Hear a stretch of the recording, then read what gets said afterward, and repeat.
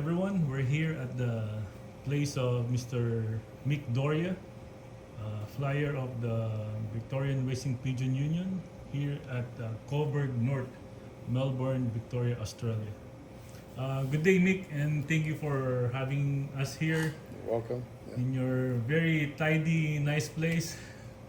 You're welcome. And yeah, it's great to visit some of the flyers here in the north area. First and foremost, Nick, how did you start with racing pigeons? Pigeon racing starts from when you're about this big. You got this passion for birds. It's very hard to explain, but when you see a bird, you see God. Your heart opens up. So it's in us. It's in our blood. Can't explain why, but we just love birds. From a little kid, you know. Okay. Yeah. In your family, did you grow up with someone else having birds with you? Only you? Only me. Yeah, it's weird because people used to see with the birds and they thought I was weird, but they can't understand the passion Yeah. that we have for the birds. It's in our blood. So, but with the, say, professional racing, about what year did you start? Professional racing I started about 38 years ago. 38 years ago. Yeah. I won't count that. It was a long time ago. You know, you're asking for advice from a lot of people. People do give you their advice, but after about 20 years of listening to advices, you realise that you've got to use your own common sense. Your backyard is different to the one across the road. Right. So if he's feeding a certain way and his loft is facing a certain way, it's not going to work for you. So it takes a long time to realise. So, 30 years ago, Mick, around how many flyers are there in your federation? 30 years ago, there was roughly probably 120 flyers 120. in the VRPU. Mm, Yeah, a lot of older flyers. Yeah, it's now down the track. It's come down to about 60, but it's a bit more competitive because of the knowledge we get through Google and YouTube and you know, more technology. A Also- lot of overseas videos you can learn from. do you reckon the techniques and the styles you do that year is still applicable to present modern time racing? No, no, any old feeding method, it wouldn't work today. Okay. Today we got more speed in the birds. All the birds are imported, even though a lot of people talk about the Aussies that have been here for 40, 50 years, even though they come from overseas. There's not many birds that come from Australia that are pure Aussies, but the speed in the type of bird we've got now, especially the Herriman Coisters is one that's known for speed. The Vandenbolts, they're bred Australia of fast pigeons. They put those names on them, but they're Australia of very fast pigeons, and they're the Yeah. ones that do well for everybody. So you mentioned some of the strains. What particular family of birds do you keep and raise in your loft? For me, in my backyard, what works for me is definitely, I have the Van Loon Jansens. Okay. I go back more than 30 years. The Van Loons were the scrumpy line Van Loons. Okay. Yeah. Yeah. They're like a small apple type body pigeon. I don't like big pigeons. And the Jansens, the Smolders Jansen and the Chatwick Jansen. Again, you pick the smaller type because some Jansens are big. I like the small type pigeon again. And you cross Jansens or Van Loons in with the Herrimans, especially, the Okay. Koopmans, the Gabbies, Gabby Vanderbilt. You get some nice race birds. So the Chadwick will be from the 1988 shipment, all the way back. They go back Yeah. a long, long way. I don't even know how far back the history goes, Yeah. but the type, yeah. So they really still work today, but you just have to cross them with the Euro. You reckon? I believe, yeah, a lot of people have learned that if you do cross them they work better. You can do well with straight Jansens, but if you cross them, they're a good cross. Okay. Yeah. But with because I know you've won several distance races. What family of birds do you use for those 500 miles and up races? I won a 600 with a straight silver shadow, which is rare, but for distance, the majority of birds, or the old prior Gudger type. Now the Gudger type pigeon and the prize, they're small, like really small, compact, like a dove. Now they go well straight, and myself, I won the 500 mile fed. It was a 3/4 Gudger with a quarter Koopman. But again, small tight pigeons together, Yeah. and they're like a dove. They fly all day, and they come back flying 12, 13 hours like they did nothing. Yeah, I handled most of your winning birds, and you mentioned that you try to get them in the smaller size for racing. Yeah. Yeah. That's my preference. You can win with big pigeons, but for me, I like them small. Regardless of what strain, it could be any strain. There's a lot of different types of birds. And if you keep breeding off the big birds and they do well and you put them in your stock loft, you're going to end up with big footballs with wings. That's my opinion. I like to start with the small one first, and if it does well, I put it in stock, and I keep producing the type that I like, and I have better results. With the breeding aspect, Nick, do you only do crossbreeding or like the hybrid vigor for the races, or do you also consider those line bred or inbred birds? I've tried line breeding, inbreeding to race. For me, it doesn't work. But I will put father-daughter mating for stock. But for racing, I cross them. I believe the cross is the best for me. So, like for breeding season, what month does breeding season start for you, and how many birds do you plan per year? I would like to start breeding when we do in the 400s. Because of my setup, as you know, I turn my race loft into a stock loft. Okay. And if I was to start breeding while we're racing, I believe my birds would go off form, especially the cocks, and the hens will start pairing up together. If you've got a big setup where your stock loft is away from your race loft, I believe you can pair up early. But with my situation, I wait till the last race, to the 600. I don't want to disturb the birds. I don't want to have birds crowing and pairing up, because I believe I'll lose form in my race loft. Yeah. So I wait till after the 6, I pair up.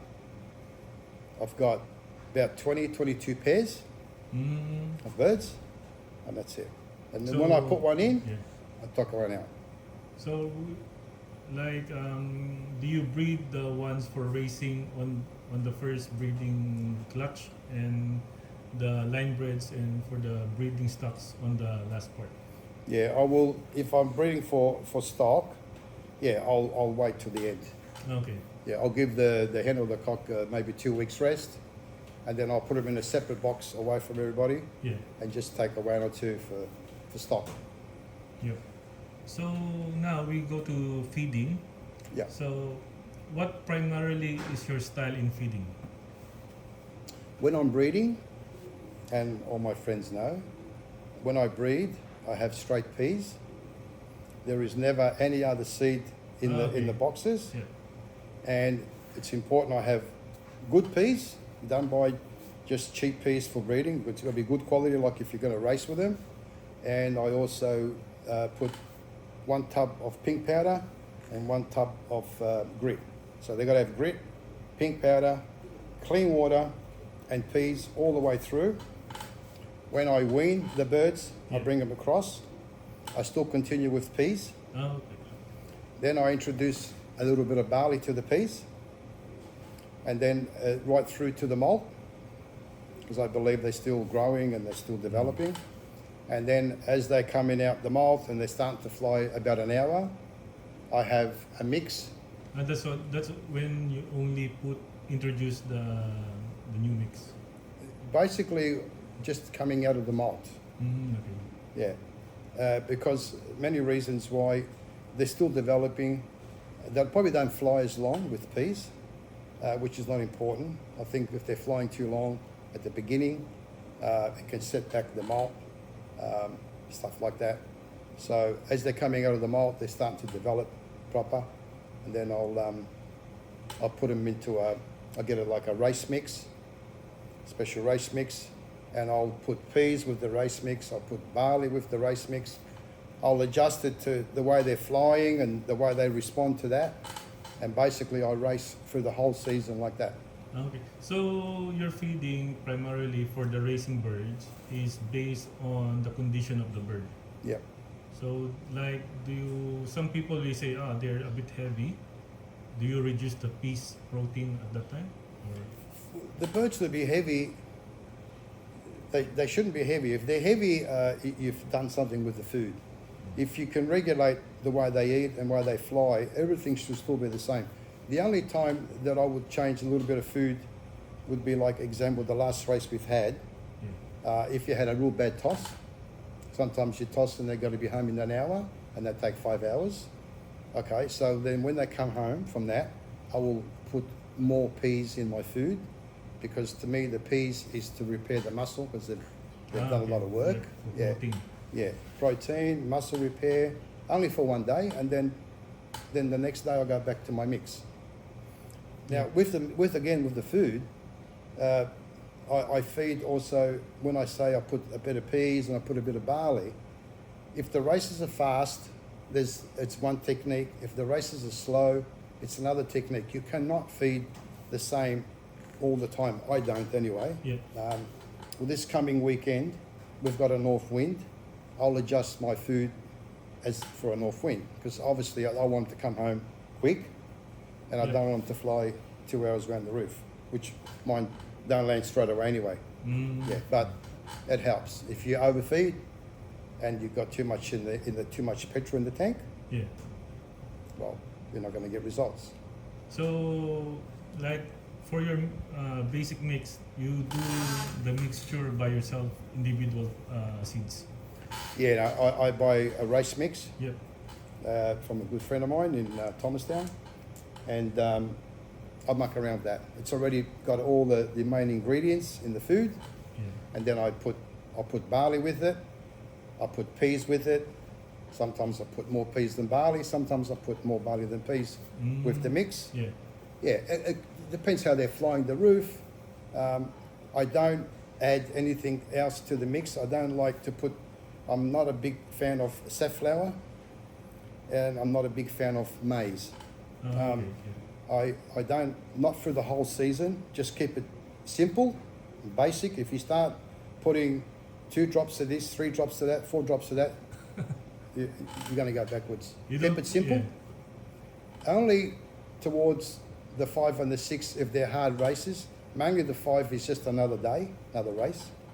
So the 500, just leave things as they are, but you got to pick the right bird, Yeah. depending on the weather.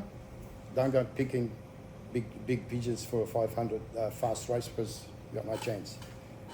Only on the 600, I will get a handful of safflower on the Wednesday when we basket, Yeah. and put that in, just a bit more fats and oils for that day. Okay. So Yeah. just one day for the Only the first distance day. race, yeah. There's no rules. Yeah. You know, in pigeon racing, there's no rules. Everything I'm saying is what works for me. Yeah. And that's the thing, when you do give people advice, it won't work for them. You've got different climate, different loft conditions, facing different direction, different pigeons. My loft, as you'll see after, it's very high elevated. Yeah. It's very dry, Very neat and clean. very dry. Concrete underneath. It's 1200, which is 4 foot off the ground. Plenty of ventilation. So the way I feed, like I said, it took me many years to work out the right recipe that works. And yeah, now it's working. I've had a few good seasons now. I've had about 4 or 5 good years. I've ran second in the averages a couple of times, or about 3 or 4 times. I won the sprint distance combined last year. and we're off to a good start this year. So when something works, you don't change Yeah. it. And with supplements, I heard that some people they put oil on their mix. Like, do you put those cod liver oil or? Yeah. Yeah, well, I do use oil. I mainly use olive oil now because I've discovered olive oil is just as good as anything. I used to use garlic oil. I used to use all the linseed oil and all that, cod liver oil. They all do the same thing. But too much oil on the seed is no good. You've only got to put a little bit of oil to dampen it. If you're going to put a bit of vitamin in the food, you can put a bit of pink powder, you can put vitamin, even probiotics. With my birds, they don't like to drink probiotics. Don't ask me why. I put it in the water, and very little thing in the water is possible because the most important thing is that they get a drink when they eat. So I put a lot of stuff on the food. So the probiotics also is On the food. I always put on the food. So with your water, do you put like the apple cider and the garlic? Yes. Yep. Now, with the apple cider, it's really basically from day one. When you put the babies across, apple cider is very natural. You can use the apple cider with the garlic. Whether it's garlic or plain, it still works. They do it from day one, and they do get used to it. With the other stuff that we put in the water down the track, by that time the bird is not used to it. So if you put something in the water they don't like, or they smell it, they're not familiar with it, they don't drink. And you'll notice when you put something in the water, whether it be medicine or whatever you want to put in the water, they don't all drink. And that throws the loft completely out of whack. So definitely race day, unloading day, you don't put anything on the water. Never ever put anything in the water on race day. Okay. Because they will now, unless you're doing it 3 days a week, the birds will not all drink. And when they don't all drink, they're not prepared properly. Okay. So after the race, when they come back, do you put anything on your drink? Depends how fast the race is. If they're anything up to 6 hours, I believe it's just another day. It comes home after 6 hours, and you notice when they land, it's flying 6 hours. It's like they lead a bit of loft flying. They look better than when they left home. So I don't think it's necessary to put vitamins and stuff. Electrolytes. There's no need. I think if you put electrolytes, first of all, with electrolytes, I notice the birds will blow up. I would only give them electrolytes if I have to, but the birds have got to be like really skinny. It's worked 10, 13 hours and it's underdone. It put in 100% effort. It's lost its body. And then I might decide electrolytes, but I'm not a big fan of electrolytes either. No, just plenty of food and they will fill up. So when they come back, you don't use the sneaky mix or the trapping mix, you just, the same food you give them? Yeah, to me, there's no such thing as trapping mix, to me, because they got to trap anyway. They come home, they trap. What you got to do is, you can put depurative. I'm not a big fan of depurative because the grain that I give them, it's got a bit of saf, a bit of milo, it's got a bit of everything. Linseed, rapeseed, peas, it's got everything they need. And the birds, you know, another thing too, I don't fill up the trays too much because I don't want them to go flicking around. I want them to eat what's in the tray, and when it's almost empty, I keep topping it up. I want them to eat what's in the tray because the birds can be like little kids. They start flicking things around, you know, and there's stuff like that. We moved now to racing and training. So around what time of the year do you start your tossing? Good question. Provided now that there's this rotor problem, which we've all had, and you can't really plan ahead, but with the training, I do roughly about 6 weeks before the first race. 6 weeks before the first race? First race. About what distance? My first toss from my backyard is exactly 60 kilometers. Oh, 60. Yeah, you don't have to babysit them I believe you can lose more pigeons if you toss 4 streets away. See, the Yeah. birds, before you start tossing the birds, your birds have to be in Mickey Mouse condition. All right, they've got to be flying at least an hour. Mine can do 2 hours. Mine can do an hour and a half. Yeah. You can play with the food and they can fly longer. It doesn't mean anything. It just means they're healthy. They're in good condition, ready to be tossed. Right. So if I was to toss 20 kilometers away, Yeah. I would have to either fly the birds in the morning, get them hungry a little bit, Yeah. and it might work. But I fly my birds at night. I'm still half working and half not. I'm partially retired. Yeah. So to keep the most important things, the birds fly at the same time, same every day. So I fly them in the afternoon. So they get fed in the afternoon. If I'm tossing the next day, they're not going to be 100% hungry in the morning. 45 minutes, and to me that works. A lot of people lose a lot of birds. They start from 20 kilometers, 30 kilometers, 40 kilometers. It's like you're teaching a baby how to walk and then it starts to run. There's no need. With the racing conditioning, Yeah. so what's the farthest you would be tossing before we start the race season? It's always around about 60 kilometers. Oh, always 60. There's no need, yeah. I don't go any further than that. Look, if the birds are flying over an hour, around the 60k toss, and I mainly toss down the bottom, which is south. But sometimes we do go north, but I don't believe it's necessary to toss on line. The best season I had, I didn't toss on line. Maybe once just as a thing, but because of the fog down the bottom, but I toss always south. I find it convenient for me. There's no rules where you toss. Yeah. And that's it. A lot of people do 100-kilometer tosses. Yeah. I think if you're holding too many birds, the birds never come race fit. If you've got too many birds, you got a limit. If you've got 250 birds and there's a 30-bird limit, you never get 5-6 weeks down the track. Some birds haven't raced, so they do 100-kilometer tosses to get the birds fit. Yeah. You lose pigeons, and there's no benefit. So those 60-kilometer tosses, how many do you do per week? Before racing, I probably get about 6 or 8 in.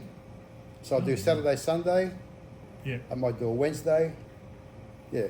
And, it depends how they're responding and how they look at the start. I might not do it 3 days in like Monday, Saturday, Sunday, Wednesday. I'll rotate the days. So I try to get, 6 or 8 tosses in. That's the way I do it, but I don't believe it's necessary to toss early. You still get results. Do you do, like, during the races, do you do midweek tosses? Yeah, I do. Also with the 60 kilometers? Yeah, and sometimes I'll do a little one like 30 kilometers. Yeah. But if I've got the time, because we just like to experiment, I don't think it's necessary. I might fly the birds in the afternoon, because towards the end of the season, we've got more daylight. Yeah. Because at the moment, 5:30, it's almost pitch black, And I might take them up the road just to sharpen them up. But that's just something we try. I don't believe it's a secret. I don't believe it works for everybody. It's just things that I do. But mainly just 60 Ks, try 2-3 days a week. Results come in, it's fine. Yeah. With your results, what's the most memorable race win that you got? I think sending 2 birds to the 600, Yep. 2 hens, and placing first and fourth. I think that's something for the history books for me. The first fed was the Bandung hen, was it the Silver Shadow? Silver Shadow, Silver Shadow hen. Yeah, the bird under 600 was actually at my house on the night. There was one in another federation and one here, but I didn't get it in the loft till 6:30 in the morning.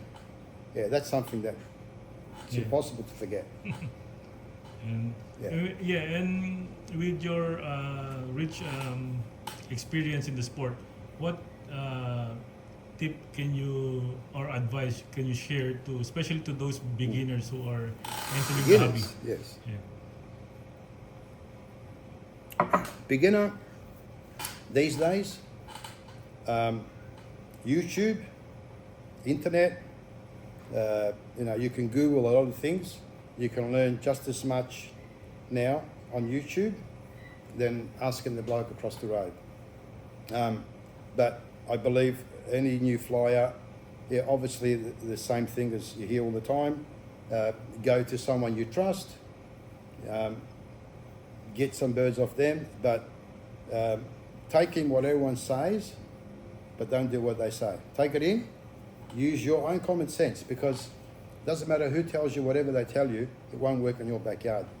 Every pigeon fancier has got something inside them. They've got the passion for birds, and they've also got the knowledge. And if you use your own knowledge, try different things for yourself, and you'll be successful. You can't get a winning recipe from your best friend and handball it to you and you're going to be successful. It doesn't work like that, because we've all done it. It takes many, many years. You've got to use your own common sense. That's the only way you're going to win. You listen to everybody, but don't do everything you listen to. Mm-hmm. And for those, what advice can you give for those who have been in the sport and have not yet won a race? Yeah, there is a few older people that are they're old school. They need to change what they're doing. Maybe even the birds. If they got birds, you've had them for 10 years and not done anything with the birds, don't be scared to get another bird. You don't have to spend big money, but try imported pigeons, because they are a little bit more smarter. People say they're faster. Yeah, I think they're faster in the sense that a lot of import pigeons are smart up here. They're good navigators, they navigate. I don't believe there's a 4-cylinder, 6-cylinder and V8 pigeon. They've got the same heart, they've got different bodies. I think it's, they're good navigators. If you know how to feed them and you know how to manage them, you can do well. But yeah, definitely try new pigeons all the time, because there's a lot of good stuff out there. Thank you very much, Mick, and good luck and all the best on this 2024 racing season. Thank you, I appreciate it. Thank you very much.